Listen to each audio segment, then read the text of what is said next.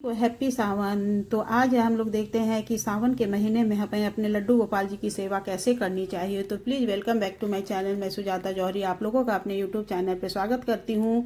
तो जो लोग मेरे चैनल में नए होंगे मेरे चैनल को लाइक कर लीजिएगा, मैं सब्सक्राइब कर लीजिएगा और बेल आइकन बटन को प्रेस कर लीजिएगा ताकि मेरा नोटिफिकेशन आप लोगों तक सबसे पहले पहुँच सके। तो सावन में देखिए हमें लड्डू गोपाल जी की सेवा ज़्यादा करनी होती है। ज़्यादा क्या मतलब सावन का महीना सभी के लिए है, तो वो तो बच्चे हैं तो बच्चों को भी होता है कि हरा भरा देख करके उनका भी मन बहुत ही हो जाता है, तो घूमने के लिए फिर झूला झूलने के लिए परेशान हो जाते हैं। तो हमें उनकी तैयारी पहले से ही कर लेनी चाहिए, उनके लिए झूला खरीद लेनी चाहिए। यदि आपके पास नई है तो आप नई खरीद लीजिए और यदि पुरानी है तो कोई बात नहीं। तो लड्डू गोपाल की सेवा हमें देखिए प्रतिदिन कैसे करनी चाहिए। तो हमें एक प्लेट में लेना है, उन्हें सबसे पहले घर में सबसे पहले पूजा करने जाइए तो हमें लड्डू गोपाल जी को स्नान करा के बैठा लेना चाहिए। उसके बाद हमें आगे की पूजा शुरू करनी चाहिए, जो भी अपने मंदिर में पूजा करना है। तो इस तरह से देखिए स्वास्तिक बना करके लड्डू गोपाल को बैठा लीजिए।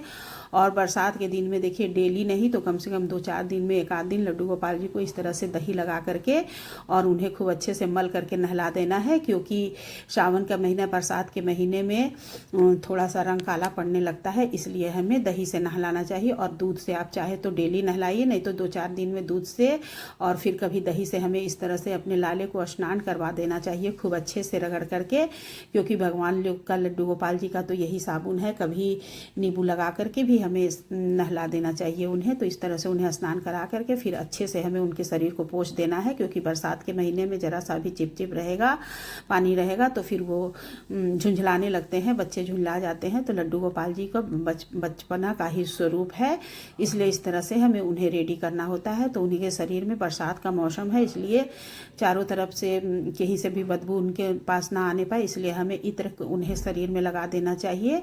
और इत्र लगाने के बाद से देखिए मैं तो अपने लड्डू गोपाल जी को जनेऊ कपड़े के अंदर डालती हूँ ताकि उन्हें कोई दिक्कत ना हो। ऊपर से मैं ना लगा के मैं अंदर ही उन्हें जनेऊ पहना, और जनेऊ देखिए अंदर पहनना भी चाहिए कपड़े के अंदर, कपड़े के ऊपर से जनेऊ नहीं पहना जाता है।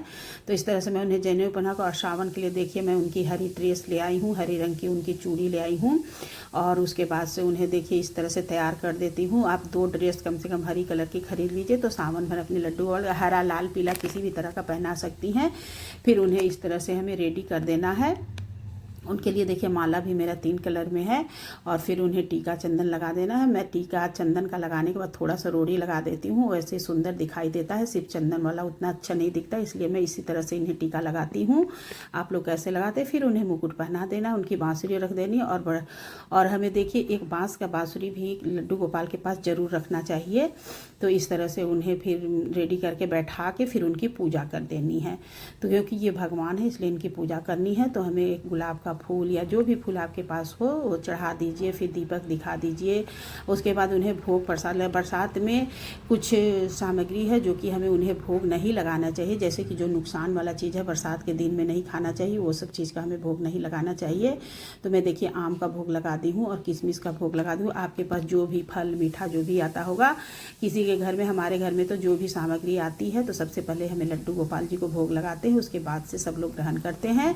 तो इस तरह से देखिए हमारे लड्डू गोपाल जी की पूजा हो गई।